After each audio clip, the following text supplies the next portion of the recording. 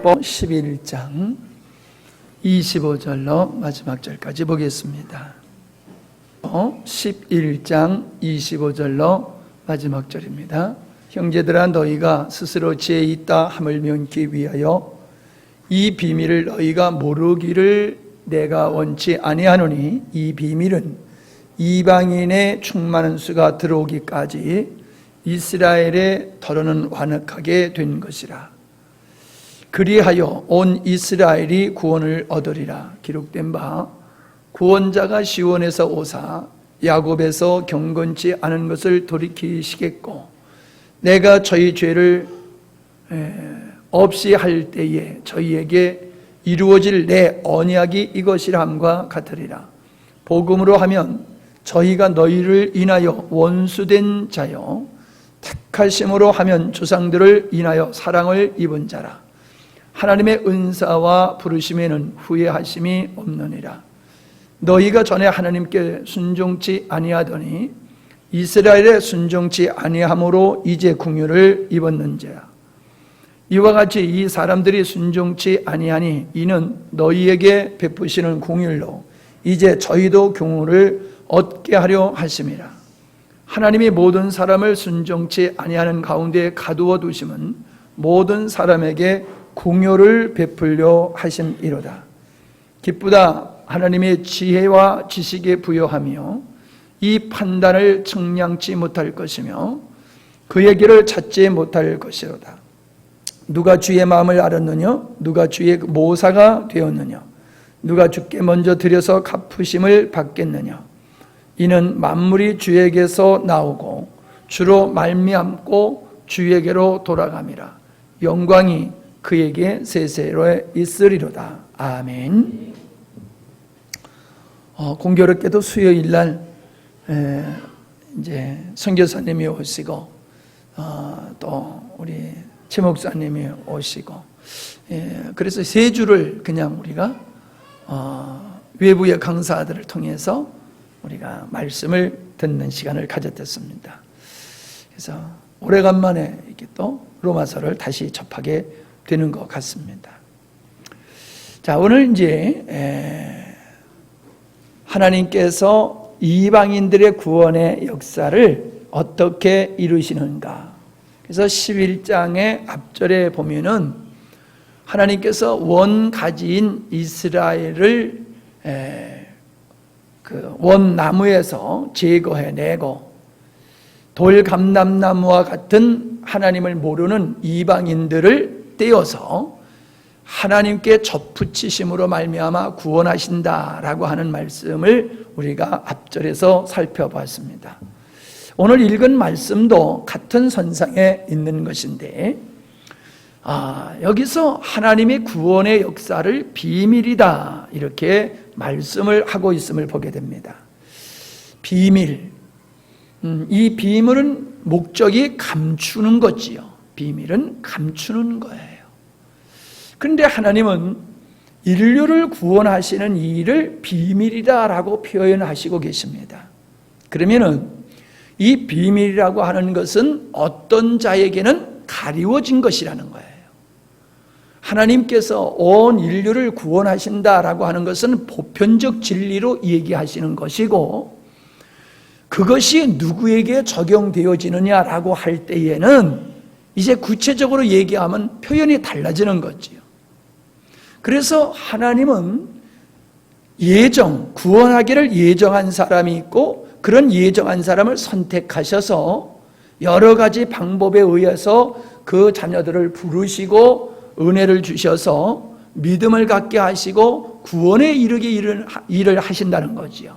그런데 이러한 하나님의 은혜가 모든 자에게 가는 것이 아니라는 거예요. 어떤 사람에게는 하나님의 은혜가 임하지만은 어떤 사람에게는 하나님의 은혜가 임하지 않는다는 거죠. 즉 가리워졌다는 거예요. 구원의 길이, 영적인 세계가 어떤 사람에게는 가리워졌기 때문에 비밀이다 이렇게 표현하는 것을 보게 되어집니다. 그러기에 우리가 하나님을 안다라고 하는 것은 지혜가 있어서 아는 것이 아니에요. 똑똑해서 아는 것이 아니에요. 하나님이 인류를 구원하시는 이 구원의 방법을, 구원의 진리를 우리가 알게 되고 믿게 되어지는 것은 하나님께서 그 비밀하신 구원의 역사를 우리에게 열어서 알게 하시고 믿게 하시는 은총을 베푸셨기 때문에 가능한 거예요.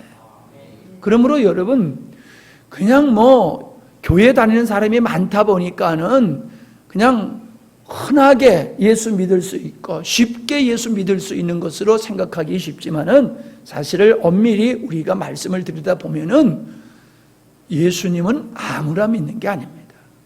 아무나 믿는 게 아니에요. 그러니까 내가 예수님을 믿고 있다, 내가 하나님을 알아가고 구원의 진리를 알아가고 이 세상에서 어떻게 살아야 되며 우리가 이 세상에서 살다가 가는 곳이 어디냐, 그 천국이 어떤 것이냐, 이것이 알아지고 믿어진다는 것은 하나님의 은혜를 입었다는 증거인 줄 믿으시기를 바랍니다. 우리에게는 더 이상 진리가 비밀이 아니지요. 예. 우리가 집에 들어갈 때에 뭘 누르고 들어가요? 초인종, 또 비밀번호 누르고 들어가잖아요. 비밀번호.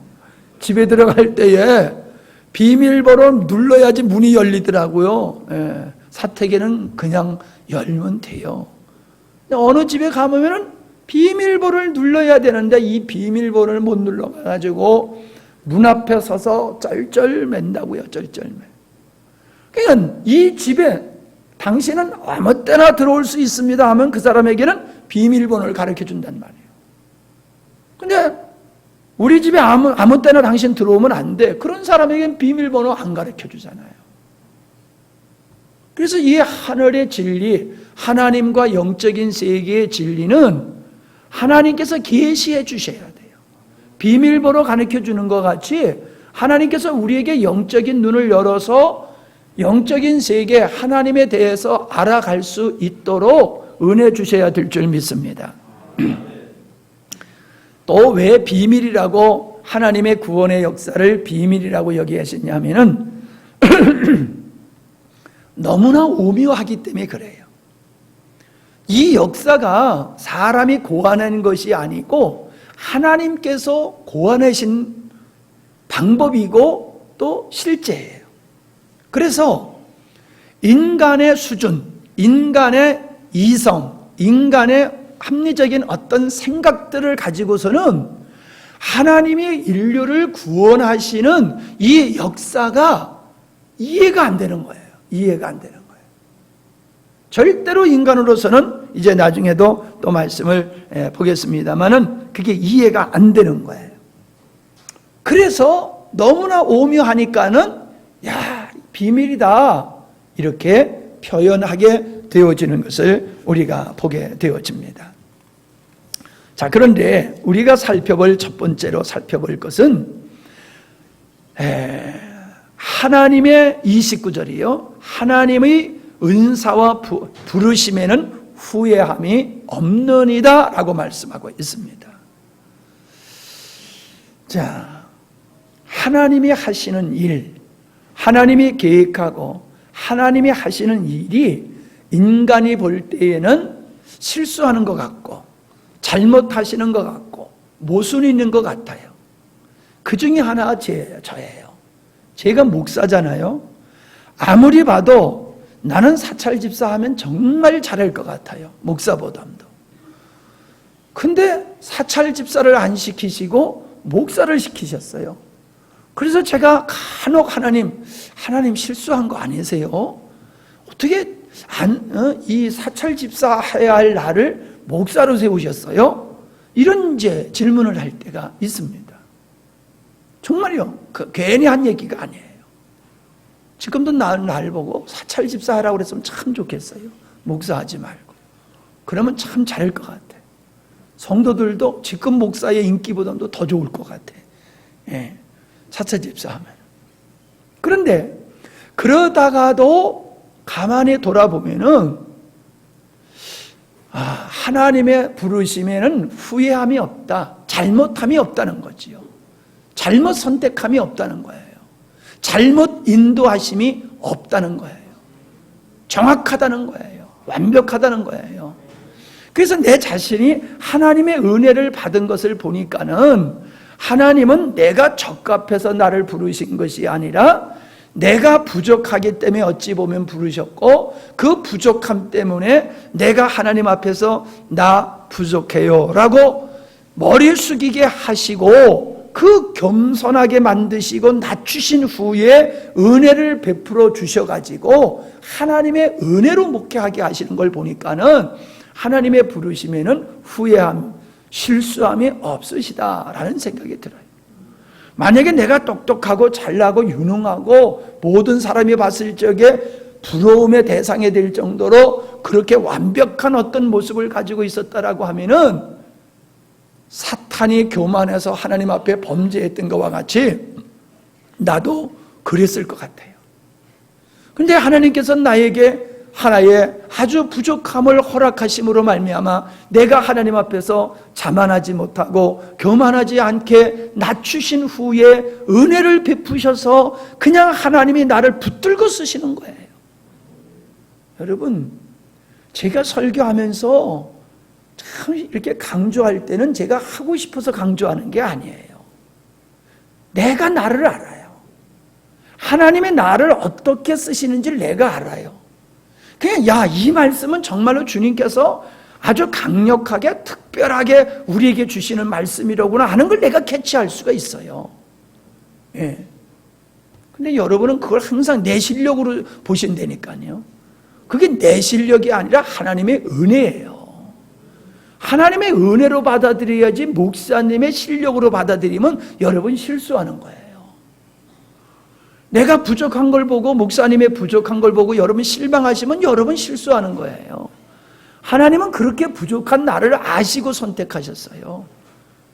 그리고 그러한 자리에 하나님의 은혜를 부어서 쓰시기 때문에 여러분은 저의 부족함을 보지 마시고 부족한 가운데 하나님이 무엇을 담으셔가지고 쓰시느냐, 하나님께서 목사님에게 무엇을 주셔가지고 쓰시느냐, 그거를 바라봐야지 왜 목사님이 이렇게 부족하세요? 라고 하는 것은 잘못된 자세예요.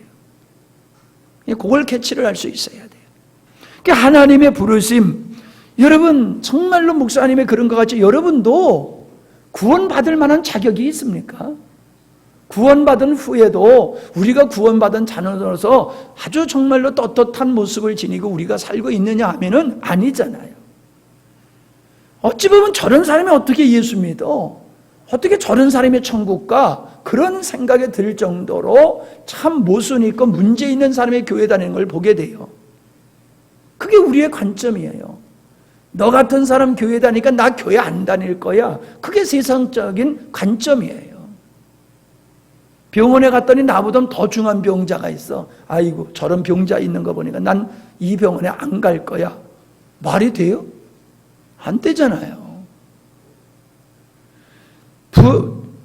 여러 가지 질병을 가지고 병원에 찾아가듯이 교회는 하나님 앞에 오는 사람들은 부족함과 허물투성인 사람들이 주님 앞에 나와가지고 씻음받고 곤침받고 세워져 가는 곳이 교회입니다. 그렇기 때문에 교회는, 병원에는 각종 환자들이 있은 것 같이 교회에는 성숙한 그리스도인이 있기도 하고 미숙한 그리스도인이 있기도 하다는 거예요. 오래 다녔다고 성숙한 그리스도인은 아니죠. 근데 우리는 오래 다니면은 성숙한 그리스도인이 돼야 된다라고 우리는 그렇게 주장하고 있습니다. 그러신 당신은 얼마나 크셨는가요? 자기는 상관하지 아니하고 남 보고 그러는 거예요. 당신 집사가 돼가지고, 당신은 권사가 돼가지고, 당신은 장로가 돼가지고 그 모양이 그게 뭐야? 이렇게 불만을 하고 실망하고 상처를 입는 사람이 있어요. 바로 그런 사람을 통해서 다른 사람도 또 상처를 받을 수 있는 거예요. 그러니까 하나님께서 우리를 부르심은 의로운 자들을 선택하고 똑똑한 자들을 선택하는 것이 아니라 문제투성이이지만은 하나님이 그를 사랑하셔서 그를 부르셔서 무조건 은혜를 통해서 그를 구원하신 후에 하나님이 그를 다스려가고 만들어 가시는 거예요. 그래서 여러분 길을 가다 보면 공사 이 건물을 짓는 길가에 뭐라고 써붙였어요? 공사 중 불편을 드려서 죄송합니다 하고 써놨잖아요. 예, 공사 중이면 주변에 조심해야 돼요. 불편을 주잖아요. 우리가 아직 공사 중에 있어요. 우리 인격이, 우리 영성이 아직 언제까지나 죽을 때까지 우리는 공사 중이에요. 네? 죽을 때까지 우리는 공사 중이에요. 그래서 아내를 불편하게 만들고 자녀들을 불편하게 만들고 주변의 사람을 불편하게 만드는 거예요. 그런데 우리는 완벽을 요구한단 말이에요. 그래가지고 이놈의 교회 저놈의 교회 하고 이럴 수 있어 저럴 수 있어 하면서 상처를 받고 그러거든요. 그러지 마시기 바랍니다. 하나님의 우리를 부르시면은 실수함이 없는 것을 믿으시기를 바랍니다. 자, 그런데 25절에 보니까는 왜 유대인들이 예수님이 태어나신 민족인 이스라엘 유대 민족이 마음이 완악하여져 가지고 예수님을 받아들이지 않게 되었는가를 얘기하는데 그 이유와 목적이 뭐냐 하면은 그들이 예수님을 거절함으로 말미암아 그 복음이 예수님에 대한 복음이 이방인들의 축복으로 넘어갔다라고 얘기하고 있는 겁니다. 이것이 하나님이 이방인을 구원하시는 방법이다, 비밀이다 이렇게 말씀하고 계시거든요. 그러니까 이스라엘 백성들을 하나님께서 선민으로 선택하신 이유는 그들만 선민으로 선택해서 그들만 구원하시려고 한 것이 아니라 그들을 선택해서 인류를 구원할 메시아, 구원자이신 예수님을 이 땅에 보내기 위해서 이스라엘을 선택한 거예요. 잘라서 선택한 게 아니에요. 그들만 구원하기 위해서 선택한 게 아니에요. 근데 그들은 자기들의 하나님으로만 믿는 거예요. 우리는 하나님이 선택한 백성이고 선민이고 선택받지 않는 다른 이방인들은 개돼지야 이렇게 인식을 한 거예요. 아주 오해를 한 거지요. 하나님은 그들을 선택해서 그들을 통해서 하나님이 어떠한 분이시며 하나님의 구원의 역사가 어떻게 진행될 것이며 하나님의 창조의 의도가 어떻게 진행될 것인가, 하나님이 가지고 있는 모든 생각과 뜻을 이스라엘 백성들을 통하여서 하나님은 온 모든 민족에게 알리시기 위해서 샘플로 이스라엘을 선택하신 거예요. 예, 모범 케이스라고 하는 게 있죠. 예, 모범 케이스 그거예요. 그런데 사람들은 이걸 모르고 유대인들은 자기의 하나님으로만 착각하고 이방인들은 그 하나님을 유대인의 하나님, 이스라엘의 하나님으로만 착각하고 있는 거예요. 그래서 우리나라에서도 그러는 분들이 있죠. 예수님을 믿으라고 그러면은 아이고 왜 우리나라에도 종교가 있는데 왜 다른 나라의 종교를 믿느냐?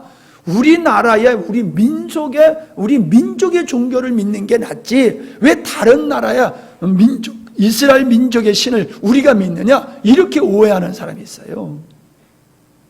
근데 자기가 아주 똑똑하다고 생각하는데 그분이 말씀하시는 우리나라 종교는 불교를 얘기하고 있어요. 불교가 우리나라 종교예요? 우리나라에서 만들어진 게 불교예요? 아니에요. 근데 그 사람은 그게 우리나라에서 만들어진 종교로 알고 우리 종교를 믿어야지 왜 남의 종교를 믿느냐. 그리고 부모님이 절에 다녔기 때문에 나는 절에 다녀야지 그걸 바꾸면 안 됩니다 이러시는 분들이 있는데 그분 조상들이 태어나기 전에 우리 민족이 이 땅에서 건국하기 전에 불교가 계속 있던 게 아니잖아요. 잘못된 생각을 가지고 있음을 보게 됩니다. 그래서 하나님께서는 유대인들을 통하여 구원을 이루실 뿐만 아니라 그 복음이 다른 민족, 모든 민족으로 나가야 되는데 이 유대인들이 그걸 안 한단 말이에요. 그러니까 그들이 받아들이지 않도록 그거를 마음을 완고하게 하셔서 예수님을 받아들이지 않게 하시고 그 복음이 사도 바울을 통해서 이방인들에게 전파되게 하신 것을 볼 수 있습니다. 그러면 유대인들에게 복음을 전파 안 했느냐 하면 그건 아니에요. 이방인의 사도인 사도 바울이 전도를 어디 가서 했냐면 항상 회당에 가서 했어요. 회당. 우리나라 선교사님들도 세계에 나가서 선교를 하고 계시는 분이 2만 3천 명이라고 얘기하는데 2만 3천 명이라는 숫자는 이게 엄청난 숫자입니다.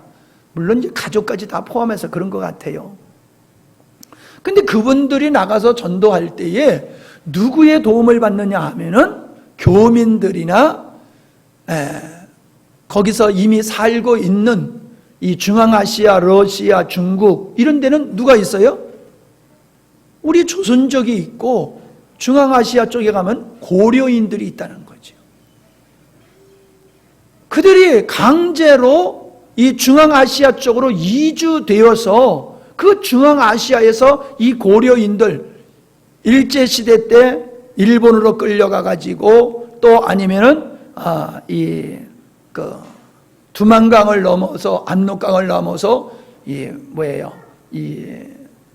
러시아와 만주에 가서 살고 있었던 그런 사람들이잖아요. 그게 조선족이고 그 사람들을 중국에서는 조선족이라고 말하고 러시아와 그 다음에 중앙아시아 이쪽에서는 그런 분들을 고려인이라고 얘기한다고요. 그분들을 중심으로 해서 복음을 전하는 일들이 많아요. 바울도 마찬가지거든요. 어딜 가든지 바울은 찾아가는 것이 회당이었어요. 유대인들이 모이는 곳에 찾아가서 그 회당에서 복음을 전하기 시작했어요. 근데 그들이 안 받아들여요. 그리고 내쫓는 거예요. 두들겨 패가지고 거반 죽게 됐으니까 죽었네. 그리고 갖다 버리는 거예요. 그렇게 유대인들은 바울이 전하는 복음을 받아들이지 않고 예수님을 받아들이지 아니함으로 그 복음이 유대인들에게서 이방인에게로 넘어가게 되는 사실을 볼 수가 있습니다. 근데 여기 26절에 보면 뭔 말씀이 있냐면 온 이스라엘이 구원받게 된다라고 말씀하고 있는데 이 말씀을 잘못 해석을 해가지고 예수님이 이 땅에 오게 되어지면은 하나님께서 이스라엘을 완전히 버리지 아니하시고 다시금 그들을 구원하실 터인데 민족적으로 돌아올 거를 사람들은 생각하고 있어요. 민족의 전체가 회개하고 하나님 앞에 돌아올 걸 생각하고 있는데 그런 게 아닙니다. 여기서 말씀하고 있는 온 이스라엘이라고 하는 것은 예수님을 믿는 모든 사람을 총칭해서 일컫는 말이 온 이스라엘이에요.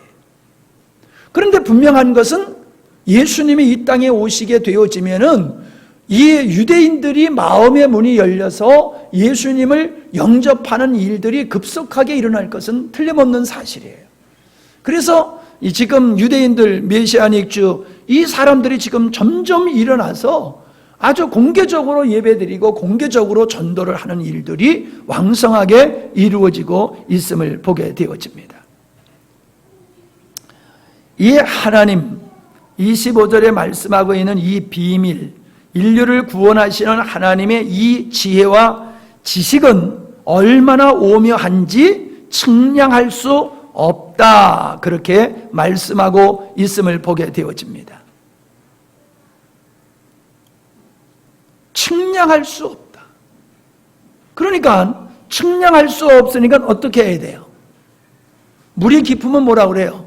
너무 깊어서 잴 수가 없어. 여러분은 그런 경험 없죠? 이렇게 깊이를 재다 보면은 예를 들어서 긴 나무를 가지고 집어넣어 본단 말이에요. 이게 얼마나 깊은가.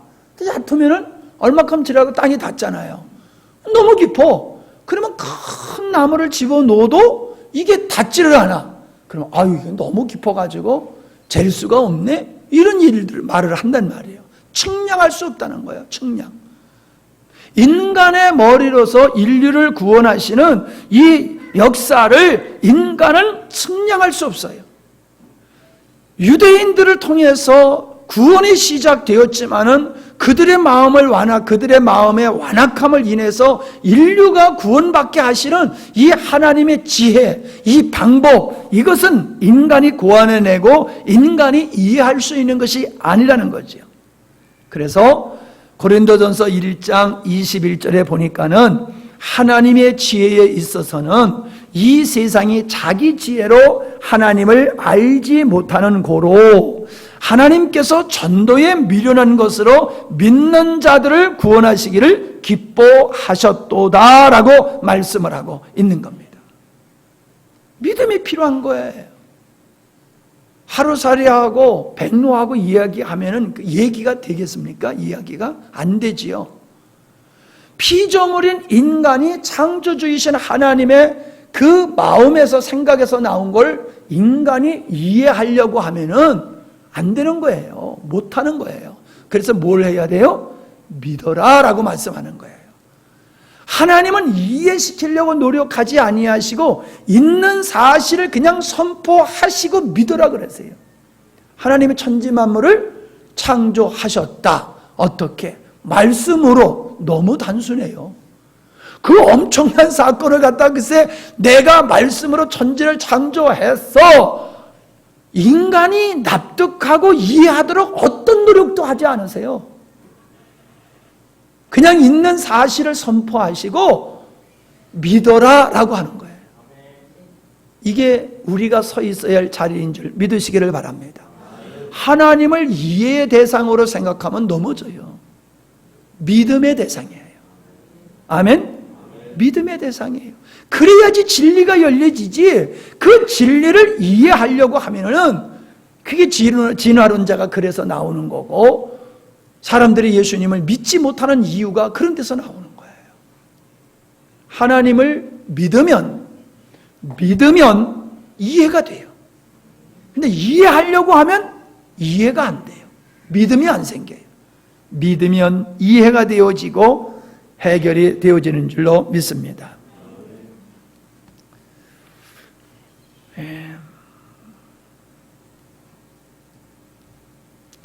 오늘날 우리 구원받은 성도들이 이스라엘 백성과 같이 오해하고 있는 부분이 있어요.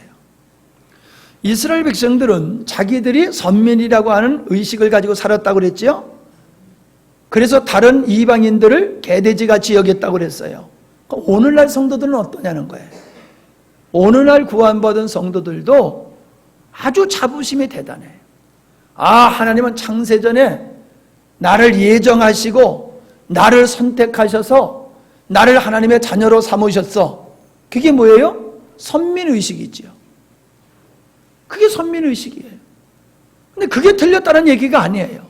문제는 뭐냐 하면은 내 선민의식에 빠지고 믿지 않는 믿지 않는 불신자들을 보고 뭐라고 그래요? 마귀 새끼들, 지옥에 갈 것들, 그렇게 생각을 하면서 무시를 하고 있다는 거예요. 사랑의 대상, 구원의 대상, 하나님이 우리를 통해서 이 하나님을 알지 못하는 자를 구원하기 위해서 하나님이 먼저 나를 부르시고 먼저 나를 구원하셨다. 먼저 우리 가정에서 나를 예수 믿게 한 것은 나를 통하여 믿지 않는 우리 가정을 구원하기를 위한 하나님의 계획이 있었다. 나를 자녀로 예정하시고 선택하신 것과 같이 나를 예정하시고 선택하신 이유가 그들을 믿지 않는 가족들을 믿지 않는 주변의 사람들을 구원하고자 하시는 하나님의 뜻을 모르는 거예요. 유대인들과 동일하게 그냥 내가 은혜를 입에서 선민이 되었다라고 하는 자체에만 감사하고 기뻐하고 그리고 머물러 있지 왜 나를 선민으로 불러주셨느냐 이거에 대해서는 깨닫지도 못하고 사명도 감당하지도 않고 있는 것이 오늘날 성도들의 모습이에요. 근데 바울은 골로새서 1장 23절에 보면은 자기가 예수 그리스도의 일꾼으로 부름을 받았다라고 얘기를 하고 있습니다. 만일 너희가 믿음에 거하고 터 위에 굳게 서서 너희 들은 바 복음의 소망에 흔들리지 아니하면 그리하리라. 이 복음은 천하 만민에게 전파된 바요 나 바울은 이 복음이 일꾼이 되었노라. 내가 이제 너희를 위하여 받은 괴로움을 기뻐하고 그리스도의 남은 고난을 그의 몸 된 교회를 위하여 내 육체에 채우노라. 자, 이게 내가 무엇을 위해서 하나님께서 나를 선택하고 나를 부르시고 나를 일꾼으로 세우셨느냐라고 하는 이유를 말하고 있는 거예요. 오늘 우리들이 이 고백이 같이 나와야 됩니다. 하나님, 나 왜 선택하셨어요? 지옥 가려고 하는 너를 내가 천국 가게 했다. 여기에 머무르면 안 돼요. 하나님이 우리를 예정하시고 우리를 선택하시고 우리를 의롭다 하셔서 구원하시는 것은 우리를 천국 데려가기 위해서만이 아니라는 거예요. 너를 통해서 하나님 자신을 세상 사람들에게 알리고 불신자들에게 십자가의 복음을 전해서 그들을 구원하시기 위해서 여러분을 먼저 구원하셨다는 거예요. 성견아, 오늘 낮에 뭘 그렇게 열심히 했길래 까딱까딱 좋으시냐? 열심히 뛰어놀았나 보지? 왜 우리가 전도 안 합니까? 전도가 우리의 사명이라는 의식이 결여되어 있는 거예요. 전도는 해도 되고 안 해도 되는 것이 아니라 해야 되는 것이라고 하는 사명의식이 우리를 사로잡고 있어야 되는데, 그런 의식이 그냥 지식으로서만 해야 돼라고 하는 거지 가슴으로서는 그런 의식이 없는 거예요. 그러니까 전도를 안 하는 거예요. 전도를 하게 되어지면은 하나님께서 엄청난 축복을 주신다고 그러면 아마 열심히 전도할 거예요. 예. 근데 전도를 하면은 뭐 돌아오는 것보다는 고생해야 되고 수고해야 되고 욕먹어야 되고 오해받아야 되고 순전히 힘든 일만 생기는 거잖아요. 가만히 예수 믿으면 편한데 전도하면 그때서부터 힘들어져. 그러니까 나 힘들게 예수 믿고 싶지 않아. 그래서 전도 안 하는 거잖아요. 유대인들의 잘못을 우리가 동일하게 하고 있어요. 그래서 하나님께서 구원받고 예루살렘의 구원의 역사가 막 일어나가지고 3,000명씩 막 회개하고 돌아오는 역사가 있었어요. 이 제사장들도 막 돌아왔거든요. 그거를 우리식으로 말하면 군수도 돌아오고 도지사도 돌아오고 막 그러는 거예요. 사회 지도층의 사람들이 막 돌아오는 거예요. 그러니 뭐 예루살렘이 발칵 뒤집히는 거지요. 그러니까 예루살렘이 얼마나 신바람이 났습니까? 그들이 더 이상 나가서 복음을 전하려고 들지를 않는 거예요. 거기에 안주하여 있는 거예요. 그러니까 하나님께서 예루살렘에 불똥을 던져가지고 핍박이 임하기 시작한 거예요. 핍박이 임하니까는 사도들 외에 모두 흩어지게 된 것이요. 흩어져서 땅끝까지 흩어져서 복음을 전하게 하시는 하나님의 모습을 우리는 사도행전에서 볼 수가 있는 거예요. 바울은 내가 복음을 전하지 아니하면 화가 있을 것이다 라고 말씀을 하고 있습니다. 이게 우리 의식이 돼야 돼요. 여러분, 너무 우리는 전도하는데 부담을 가져요. 여러분, 전도의 열매를 맺는 거는 하나님이 하시는 거예요. 우리의 몫은 뭐예요? 입술로 복음을 전하면 되는 거예요. 주님이 이렇게 감동을 주시면 우리 김영희 성도님도 손재석 집사님의 감동에 의해서 이렇게 복음을 전해 들으시고 교회에 오셨단 말이에요. 예, 지난 주일도 나오시고 1년 동안 안 빠지고 나오시기로 약속하셨어요. 주일 낮 오후 수요일 안 빠지기로 약속하시고 오늘 이렇게 아주 탁 나오셨거든요. 근데 늦게 이렇게 상림숲에서 운동하시다가 마주치는데 마음속에 저분에게 전도하면 좋겠다. 그래가지고 전도를 하셨다는 거예요. 여러분, 전도를 해가지고 그분이 부름을 받고 교회에 나오면 하나님이 선택한 자예요. 안 나오면 그건 우리가 책임질 거 없어요. 중요한 것은 우리가 복음을 전했느냐 안 했느냐, 이게 중요한 거예요. 아멘. 여러분이 그런 의식을 가지셔야 돼요.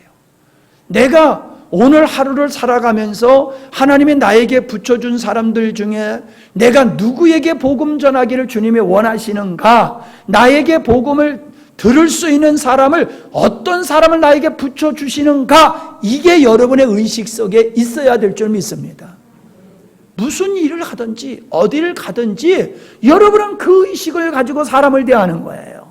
이 사람의 사회적인 지위가 어떤 거야?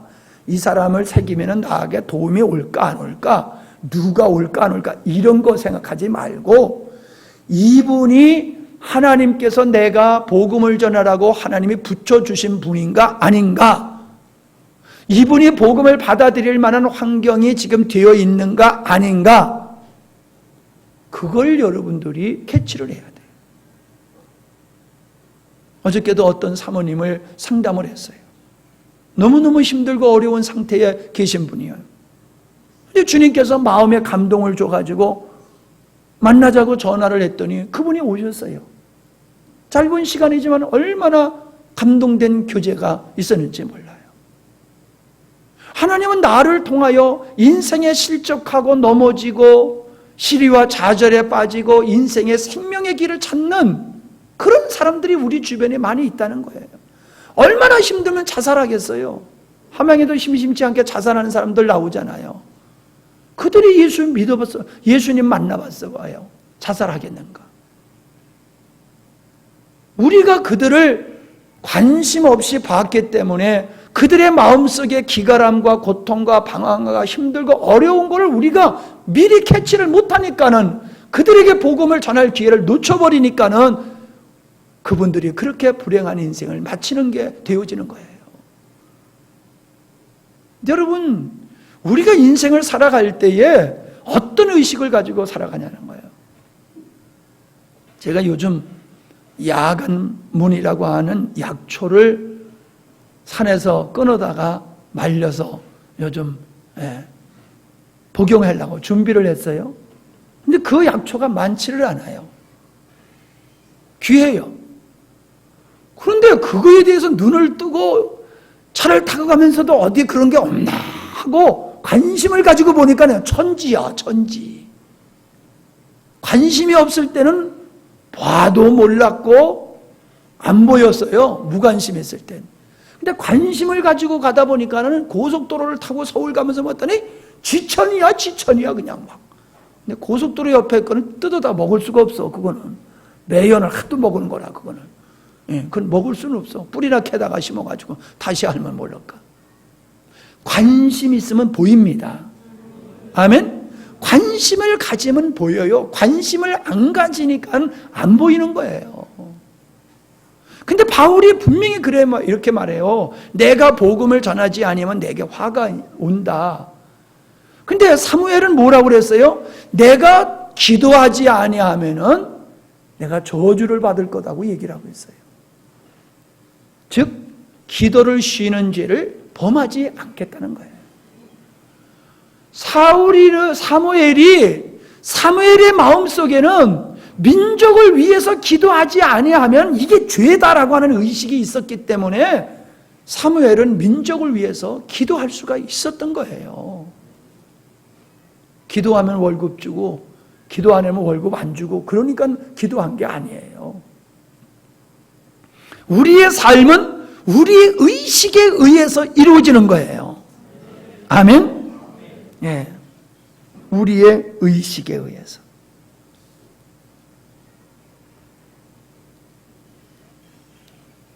이 유대인들이 복음으로 말하면 하나님의 원수가 됐대요. 28절.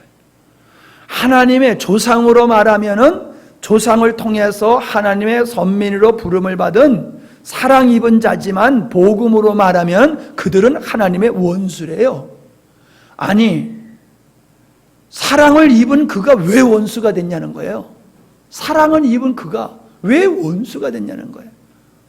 우리도 그런 거 많이 보잖아요. 사랑한다고 결혼했다가 원수로 갈라서는 거 많이 보잖아요. 뭐 일어서서 이렇게 왔다 갔다 새그시 웃으면서 나가. 왜 복음으로 말하면은, 율법으로 말하면 하나님의 사랑하는 자녀인데 복음으로 말하면 그가 하나님의 원수냐는 거예요. 여러분, 그들은 율법주의자였기 때문에 복음을 받아들일 수가 없었던 거예요. 그들은 자기의 의로운 행위로 하나님 앞에 떳떳이 쓰고 그 의로운 행위로 구원받으려고 하는 자세를 포기하지 않았어요. 그런데 예수님은 그거 버려야 된다. 그거 안 버리면 너는 하나님과 상관없어. 그러니까 저런 놈은 때려 죽이자. 그리고 예수님을 십자가에 못 박아 죽인 거거든요. 오늘도 어때요, 여러분? 오늘도 십자가의 복음을 듣고 아멘하고 받아들입니까? 우리가 아무것도 할 필요가 없어. 예수님만 믿으면 돼. 나는 무력하고 무기력하고 연약하고 악한 존재야. 그러니까 우리의 어떠함으로 하나님을 기쁘게 할 수가 없고 오직 하나님의 은혜로만 우리가 하나님 앞에서 의롭다함을 받고 주님 앞에 설 수 있는 거야. 그러니까 사람들이 싫어해요. 안 받아들여요. 사람들이 당신 복받기 위해서는 열심히 봉사하고 열심히 헌신하고 헌금도 많이 하고 이러면 더 좋아해요. 근데 복받기 위해서는 그런 짓 하지 말어. 그러면 더 싫어해요. 뭐예요? 사람들은 예수님을 믿음으로 구원받는다는 건 받아들이지만은 우리의 행위를 근거로 하지 아니한 전적인 하나님의 은혜로 구원받음과 같이 구원받은 사람은 전적인 하나님의 은혜와 생명이신 그분의 이끌림을 따라서 살아야 된다는 것은 안 받아들여요. 예수님은 믿어줄게. 그러나 나를 사랑하라고 하는 거 버리라고 그거 말은 하지 마라. 하나님을 목적으로 삶으라고 하는 말, 그런 말은 하지 마라.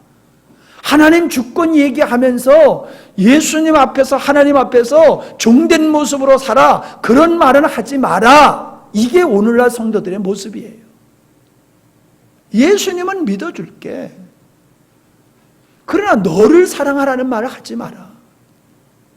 너의 의가 아무것도 아니라고 하는 그런 자존심 상하는 그런 말을 하지 마라. 내가 수고하고 애쓴 거 인정해줘야지 왜 그걸 아무것도 아니라고 말해? 그런 복음이 어디 있어? 그러면서 진정한 복음을 오늘날 그리스도인들이 안 받아들여요.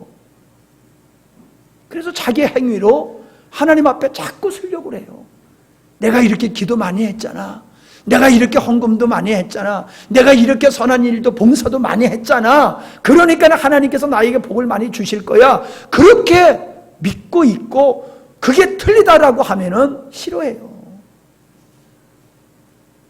목사님들하고 만나서 얘기해보면요, 복음을 진짜 참다운 복음을 전하면 사람들이 싫어한다는 거예요. 싫어한다는 거예요. 복 받아라 그러면 다들 좋아하고, 복 받으려고 하는 게 그게 자기 사랑이고 그게 인본주의고 기복주의야 그러면 사람들은 다 외면하고 귀를 딱 막고 있어요. 이게 여러분 보여야 됩니다. 빌립보서 3장 18절에 보니까는 내가 여러 번 너희에게 말하였거니와 이제도 눈물을 흘리며 말하노니, 여러 번 말했대요. 그리고 눈물을 흘리며 지금도 말한대요. 여러 사람들이 그리스도 예수 십자가에 무엇으로 행하느니라? 원수로 행하느니라. 많은 사람들이 십자가의 원수로 살아간다는 거예요. 십자가의 원수로. 안 믿는 사람을 놓고 얘기하는 게 아니에요. 믿는 사람을 놓고 지금 바울이 얘기하는 거예요. 내가 한두 번 얘기한 게 아니야. 여러 번 얘기하고 있어. 얼마나 깝깝한지 답답한지 내가 눈물을 흘리며 말해. 그러니까 지난주에 목사님이 그냥 고래고래 소리 질렀잖아요. 바울은 눈물을 흘리며 했는데 난 눈물은 안 흘리고 고래고래 소리 지르면서 외쳤잖아요. 왜? 사람들이 십자가의 원수로 살고 있단 말이에요. 교회는 나와서 그럴싸하게 앉아있지만은 저는 그 설교가 여러분에게만 한 게 아니에요. 한국 교회를 향해서 한 거지요. 목사님 우리 애를 쓰는데 맨날 잘못한다고만 야단치시네. 예, 그게 여러분을 향해서만 하는 게 아니에요. 이 땅의 교회를 향해서 제가 말씀을 외치는 거예요. 19절 보세요. 빌립보서 3장 19절. 저희의 마지막은 뭐라는 거예요? 멸망이래요. 멸망. 그들이 예수 믿는 척하지만은 그들의 믿음은 하나님이 인정할 수 없는 믿음이라는 거예요. 왜? 그 이유를 세 가지로 얘기하고 있어요. 저의 신은 배요. 두 번째, 무엇을 추구하느냐? 저들이 영광스럽게 여기는 것은 도리어 부끄러운 것들이라는 거예요. 부끄러운 것들을 행하면서 그거를 영광스럽게 여기고 있다는 거예요. 그리고 그들이 늘 생각하는 것은 땅의 것을 생각한대요. 그게 바울이 빌립보 교회를 향해서 하는 말씀이에요. 오늘 우리가 이 말씀 앞에 쓸 때에 우리 한국교회가 어떤 모습이에요? 저의 신은 배요. 배. 이 배가 신이라는 거예요. 우리는 먹는 거, 자기가 원하는 거, 배부르다라고 하는 것은 뭐예요? 음식을 먹어서 배부르다라고 하는 것도 있지만 자기가 원하는 것, 자기가 하고 싶은 걸 실컷 하고 나면은 그것도 배부르다고 하는 것이거든요. 그러니까 인간의 욕망을 얘기하고 있는 거예요. 인간의 욕망이 뭐냐? 인간이 신과 같이 추구하는 게 뭐냐?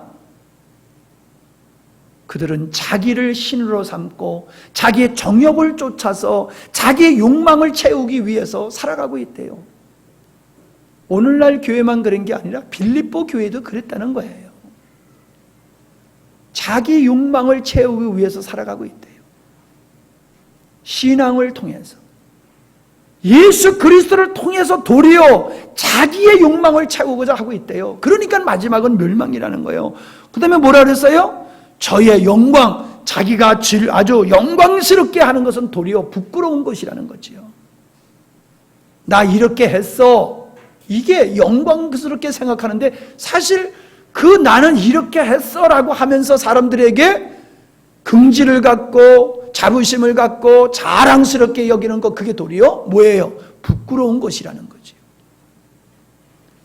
오늘날 성도들은 부끄러운 짓을 한다는 거예요. 뭐 도덕과 윤리적으로 부끄러운 것이 아니라 예수님이 십자가에 죽으신 그 예수님의 보혈을 무색해하는 예수님의 보혈만이 영광이 되어야 되는데 예수님의 십자가의 보혈을 무색해하는 인간의 의를 드러내면서 인간의 의를 예수님의 십자가의 보담도 더 크게 자랑하고 있다는 거예요. 예수님의 보혈이 필요 없어. 얼마나 열심히 더더 잘 살아가고 선하게 살고 의롭게 살아가는지. 그러려면 예수님이 왜 죽어요? 죽을 필요가 뭐 있어요? 인간이 열심히 살아가고 그것이 인정받고 그것이 하나님이 영광스럽게 여긴다라고 하면은 꼭 예수님만 믿을 필요가 어디 있어요? 예수 안 믿으면서도 열심히 그렇게 살면 되는 거지요. 기독교만 믿을 필요가 어디 있어요? 다른 종교를 믿으면서 선하게 살아가는 사람은 없어요? 수없이 많지요. 그런데 왜 그것이 다 무용지물이라는 거예요? 왜 아무것도 아니라는 거예요? 우리가 자랑할 것은 우리에게 없다는 거예요. 우리가 행하는 그 어떤 것도 하나님께서는 인정할 것이 아니라는 거예요. 예수 그리스도의 십자가에서 흘리신 그 보혈의 은혜로만이 우리가 하나님 앞에 설 수 있음을 말씀해 주고 있는 겁니다. 저는 복음이 분명하면 분명할수록 하나님의 십자가의 원수로 살아가는 사람들이 교회 안에 많이 있음을 보게 됩니다. 많습니다. 예수님을 믿는다고 하지만 예수님의 보혈, 십자가를 무색해하는 행위들, 가르침, 그런 자랑, 이런 것들이 교회 안에서 예수님을 대신해서 그 자리를 차지하고 있어요. 땅의 일을 생각하는도다. 어쩌면 세상 얘기하면 끝도 없이 얘기하면서 믿음의 얘기를 하면 다 졸아요? 신앙 얘기를 하면 졸아. 세상 얘기하면 막 죽었던 사람이 다 살아나 그냥 무덤에서 부활해가지고 열심히 떠들어요. 여러분, 적어도 우리 영광스러운 교회 집사님들, 성도님들은 성도님들, 집사님들이 모이면은 다른 얘기하지 마세요. 딴 얘기하지 마세요. 정치 얘기할 거 없어요. 선거 얘기하지 마시고 다른 얘기하지 마세요. 우리 성도들이 모이면 무슨 얘기해야 돼요? 하나님 얘기해야 돼요. 믿음 얘기해야 돼요. 생명이신 주님에 대해서 이야기해야 돼요. 우리가 모이면 그거 해야 돼요. 죄송하지만요, 목사님들 모여도요 이런 얘기 별로 안 해요. 그래서 내가 말꼬리를 틀어가지고 예수님께로 끌고 가요. 말꼬리를 틀어서. 그러면 잠잠하던 사람이 막 말씀하시는 분이 있고, 막 말씀하시던 분이 그다음에 이제 취침 모드로 들어가는 그런 분이 있고 그래요. 여러분, 우리 그리스도인들은 모일 때마다 주님에 관해서 이야기해야 될 줄 믿습니다. 주님이 나에게 어떻게 역사하셨다. 기도하는 데 말씀을 읽는데 하나님은 이렇게 나에게 깨달음을 주셨다. 주님이 나의 인생의 길을 이렇게 인도하셨다. 나와 함께 하시는 예수님에 대해서 이야기를 해야지, 이거 예수 믿는 사람이나 안 믿는 사람이나 그냥 세상 얘기로 모여가지고 예배는 일단 그래도 드려야 되니까 일단 드려놓고 그 다음서부터는 세상적인 얘기만 꽃피우다 해진다라고 하면 그런 모임 가질 필요가 없어요. 여러분, 구역에 모여서 구역 예배를 드리는 후에 무슨 얘기들을 하십니까? 군대 갔다 온 얘기들 하세요? 처녀 때 얘기하세요? 애 기르는 얘기하세요? 어느 정도는 그게 필요해요. 그런데 애 기르는 얘기도 좋고 군대 얘기도 좋고 직장 얘기도 좋지만 거기에서 예수님이 빠지면 안 된다는 거예요. 아멘? 군대 얘기하다가 그때 하나님이 나에게 이렇게 역사하셨다 이렇게 얘기해야 되고, 애 얘기를 하다가 내가 애를 이렇게 기르면서 내가 하나님의 마음을 내가 이렇게 깨달았다 이러면서 결론은 어디로 가야 돼요?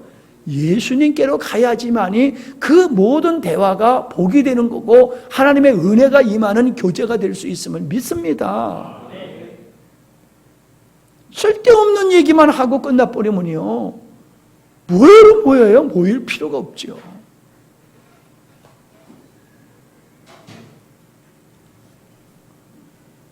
예. 34절에 보니까는 누가 주님의 마음을 알았느냐? 인간이 하나님의 마음을 스스로 읽어내서 알 수 있는 게 아니라는 거예요. 누가 예수님의 하나님의 좋은 자가 될 수 있느냐? 하나님은 인간의 조언을 필요로 하시는 분이 아니라는 거예요. 하나님의 완벽한 지혜와 능력으로 당신의 뜻을 이루어 가시는 분이라고 말씀을 하고 있는 겁니다.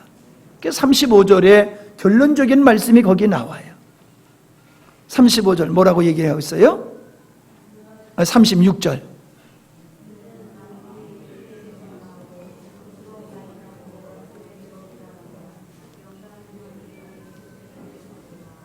자, 만물이 예수님을 통해서 시작됐대요. 그리고 만물이 지금 유지되어지고 있는 것도 예수님을 통해서 이루어지고 있대요. 그리고 만물의 마지막도 예수님을 위해서 모든 역사가 귀결이 된다는 거예요.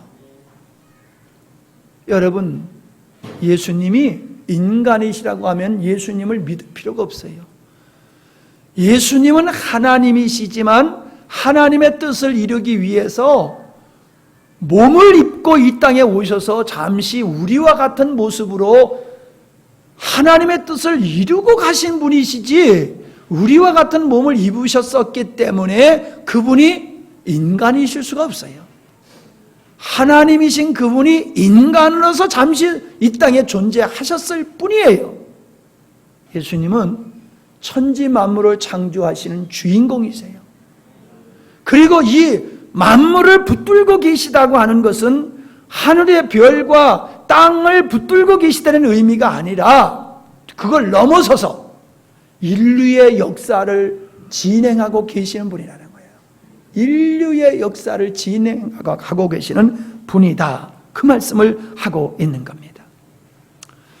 자, 그래서 골로새서 1장 15절에 보니까는 그는 보이지 아니하시는 하나님의 형상이요 모든 창조물보다 먼저 나신 자니 만물이 그에게 창조되되 하늘과 땅에서 보이는 것들과 보이지 않는 것들과 혹은 보좌들이나 주관들이나 정사들이나 권세들이나 만물이 다 그로 말미암고 그를 위하여 창조되었고 또한 그가 만물보다 먼저 계시고 만물이 그 안에 함께 섰느니라.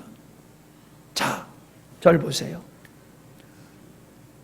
하나님께서 예수님을 통하여 천지 만물이 창조된 걸 믿습니까? 이건 믿어요. 왜? 손해볼 거 하나도 없잖아요. 믿는다고. 그러니까 믿어요.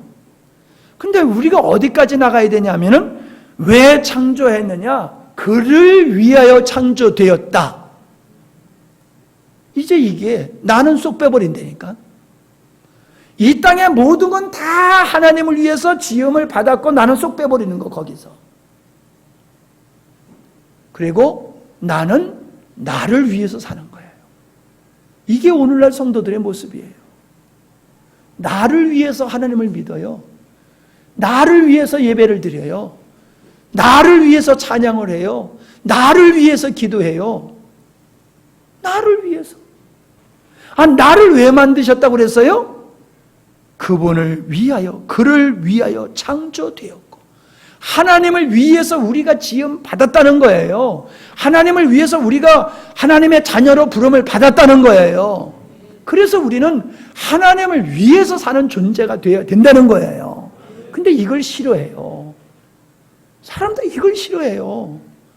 왜 내가 하나님을 위해서 살아야 돼? 나는 나를 위해서 살 거야. 왜 하나님을 기쁘게 하면서 살아? 나를 기쁘게 하면서 살면 얼마나 즐겁고 재미있는데 나는 예수 믿으라고 그러면 얼마든지 믿겠어. 그러나 하나님을 위해서 살라고는 그러지 마라. 너를 위해서 열심히 믿어. 너를 위해서 열심히 헌금해. 그러면 내가 열심히 헌금도 하고 헌신도 하고 다 할게. 근데 너를 위해서 살라고 그러면 그 말만 하지 마라. 이게 오늘날 하나님을 믿는다는 사람들의 마음의 상태예요. 저만 그렇게 생각하세요? 여러분들이 주변에 예수 믿는 사람을 볼 때 그렇게 안 보이세요? 지금 물어보고 있어요. 그렇게 안 보이세요? yes, no. 대답해봐요.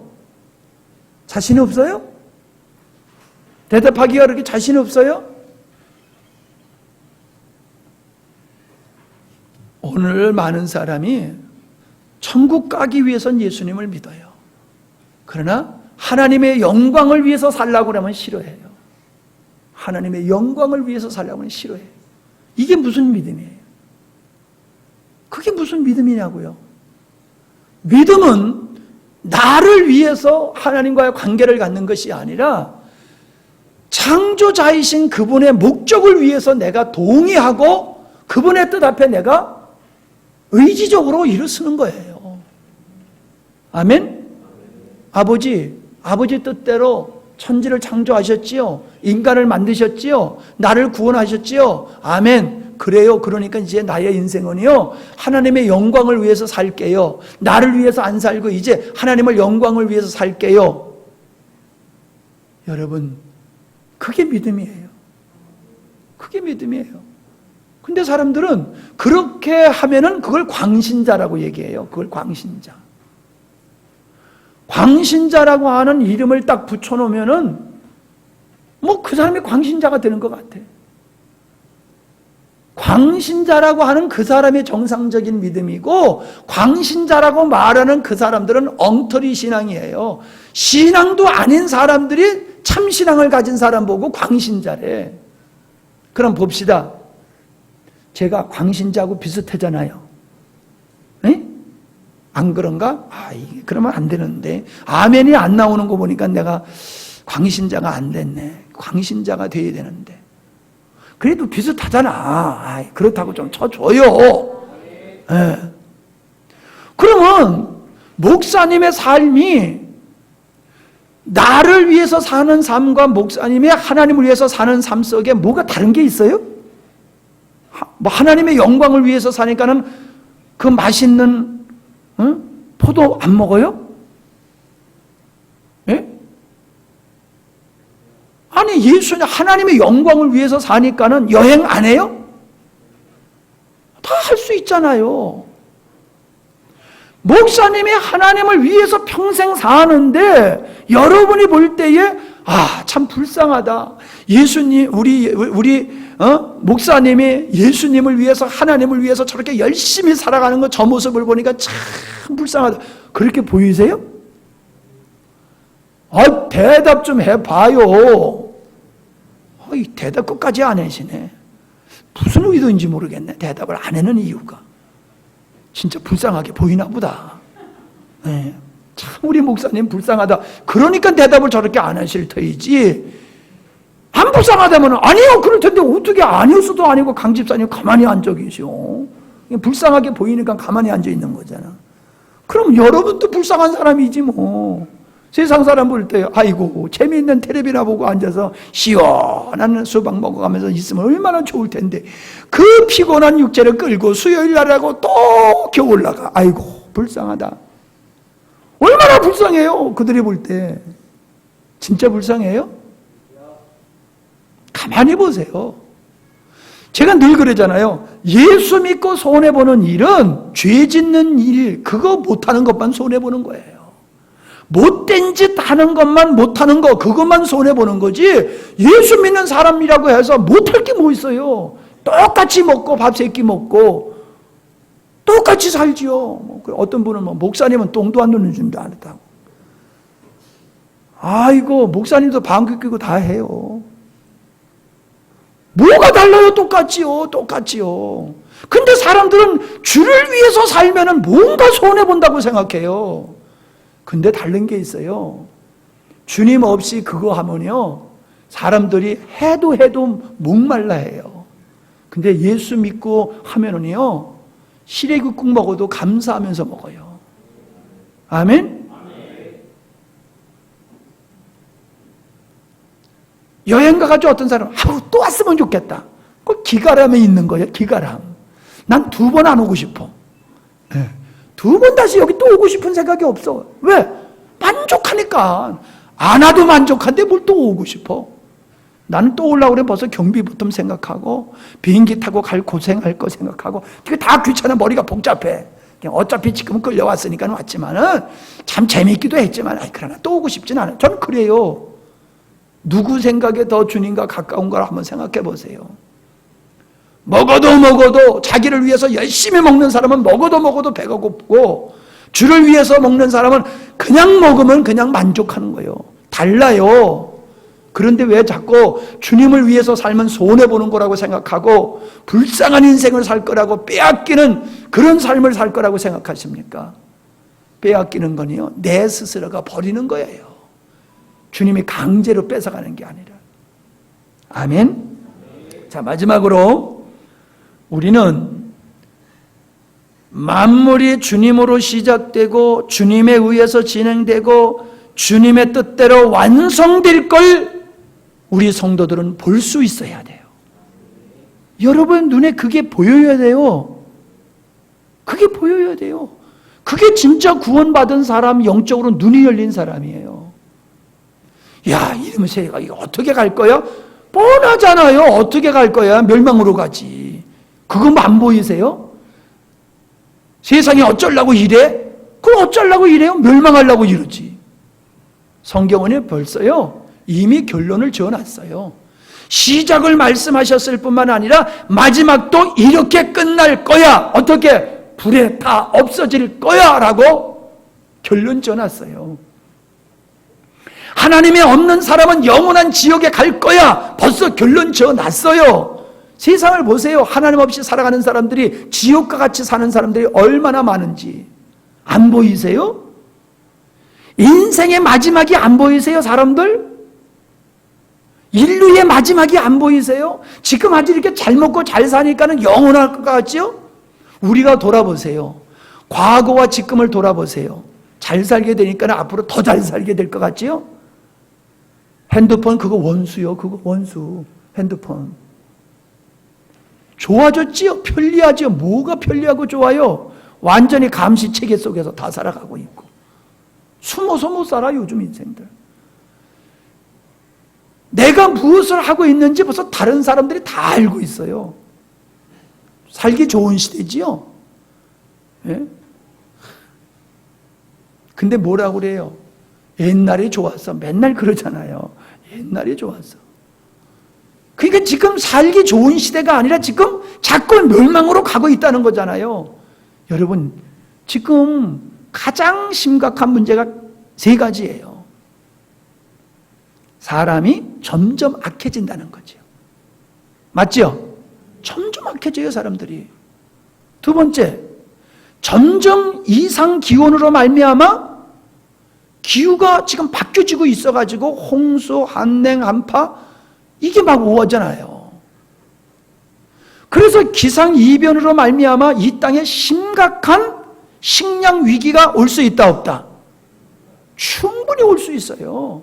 가정이 아니에요. 언제든지 이 땅에 식량 위기가 와가지고 그냥 인류가 떼죽음을 할 수 있는 그때가 올 수 있는 게 가정이 아니라 현실 속에 우리가 지금 살고 있어요. 농사를 지세요, 여러분들. 아버지, 어머니가 농사 지니까 그냥 편해지. 그죠? 아버지, 어머니가 농사 안 지신 분은 농사 지세요. 직장에 잘려도 먹고 살 거는 있어야 될 거 아니야. 이 기상이변으로 말미암아 이 식량 위기 얼마든지 올 수 있어요. 그리고 하나가 뭐더라? 열심히 얘기하다 까먹어버렸네. 생각이 안 나요.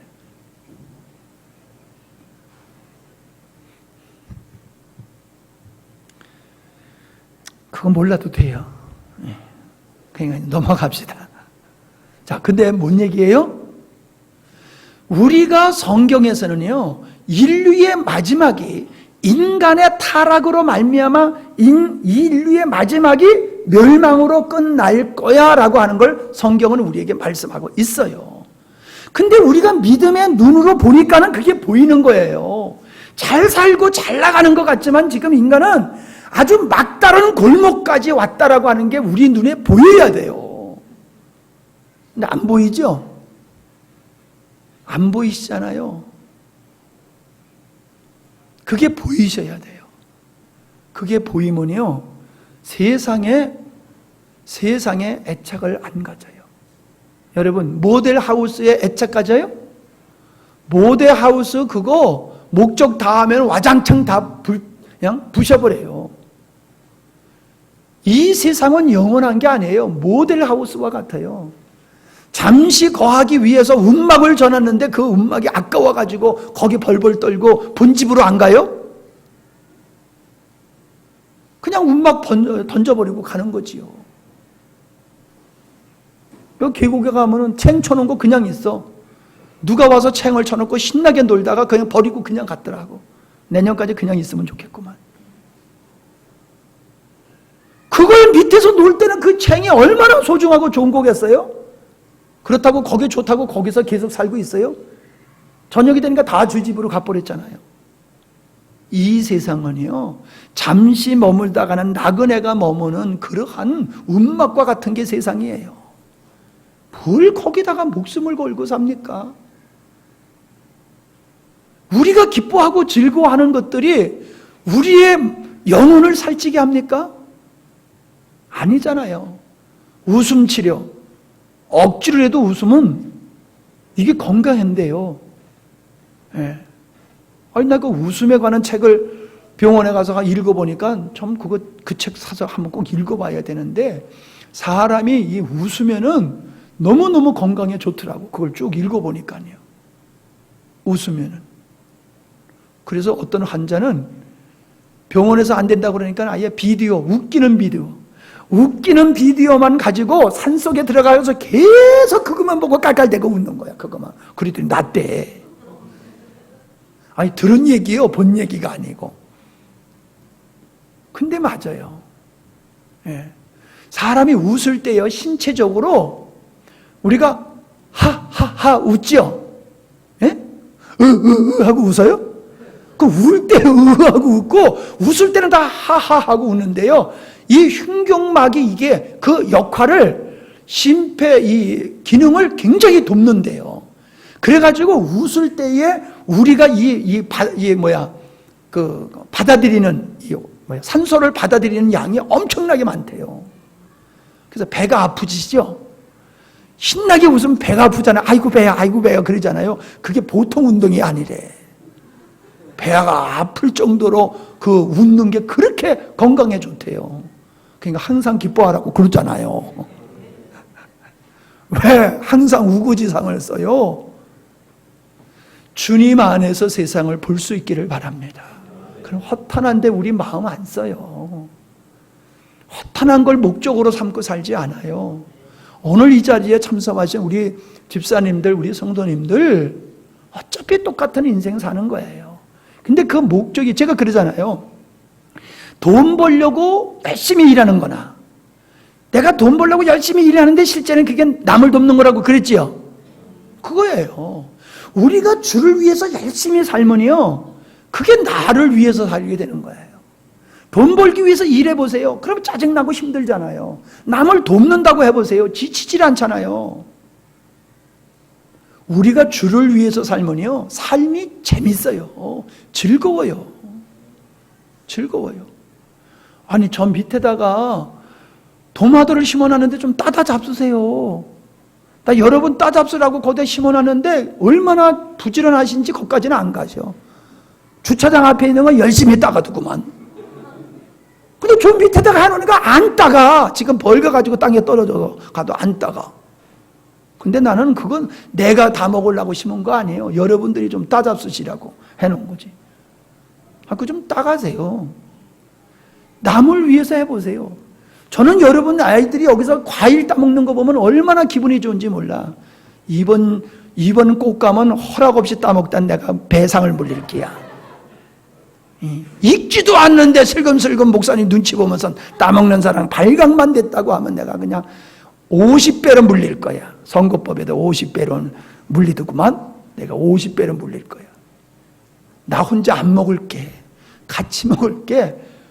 익기 전에 따먹다 걸리면 효원이도 안 봐줘 내가. 행복해요 여러분. 그렇게 따먹는 걸 보면요. 그거 팔아가지고 뭐 돈 몇 푼이나 받겠어요. 그 돈은 그 몇 푼 받는 게 기쁨이 그런 기쁨을 주겠어요? 자식을 위해서 농사를 져가지고 자식을 주고 자식이 먹고 이뻐하는 걸 보면 그렇게 행복한 것 같지. 저는 그래요. 우리 인생을 그렇게 사십시다. 아멘? 네. 아니, 속으로만 아멘 하지 말고 목사님을 기쁘게 하기 위해서라도 좀 입술을 좀 크게 열어서 아멘 하면 뭐 어디 덧나오? 아멘? 마지막 절 꼭 기억하세요. 우리는 그분을 위해서 지원받았어요. 그분을 위해 살 때 진정한 행복과 영광이 우리에게 임할 줄 믿습니다.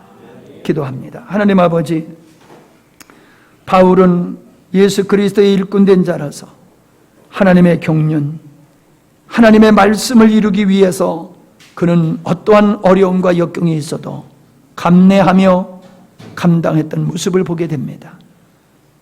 우리도 세상을 보면서 하나님의 창조의 의도가, 언약하신 그 말씀이 어떻게 완성되어 가는 것인가를 뚜렷하게 보게 하여 주시옵시고, 우리의 생각과 마음을 세상에 빼앗기지 아니하고 오직 주님께 집중하며 살아갈 수 있는 아름다운 믿음, 멋진 믿음의 주인공들이 되게 해 주시옵소서.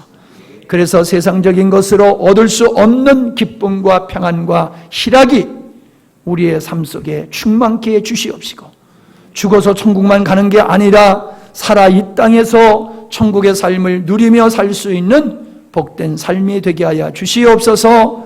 예수님의 이름으로 기도하옵나이다. 아멘.